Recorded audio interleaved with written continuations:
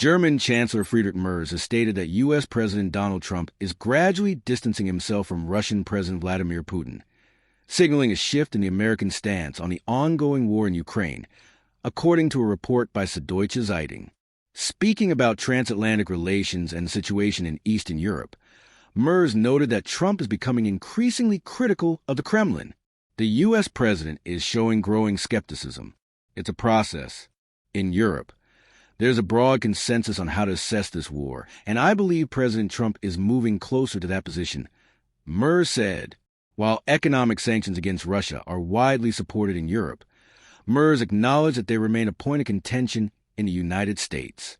He stressed the importance of sanctions as a means of applying pressure on Putin, particularly given the long-term economic resilience of both Russia and Ukraine. Wars typically end through military defeat or economic exhaustion.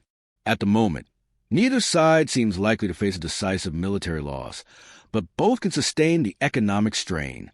The critical question is whether tougher sanctions can bring Putin to the negotiating table, Merz explained.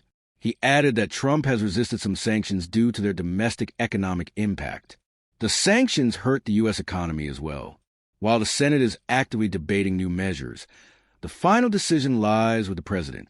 I'm doing everything I can to ensure that Europe and the United States act together, he said.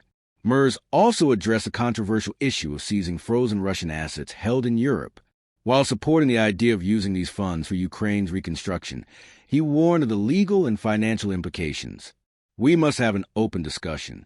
There are legal uncertainties and potential repercussions on global capital markets, which value predictability and stability, he cautioned. Still, he affirmed, ultimately, these funds should go toward rebuilding Ukraine, though we're not at that point yet. The Chancellor's comments come amid growing tensions within NATO over the future direction of sanctions.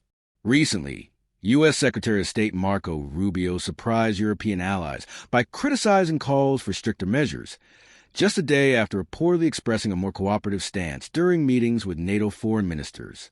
Meanwhile, Ukrainian political analyst Tara Zaharodny observed a cooling of U.S.-Russia communication, noting that Trump no longer appears willing to engage with the Kremlin, despite previous expectations in Moscow.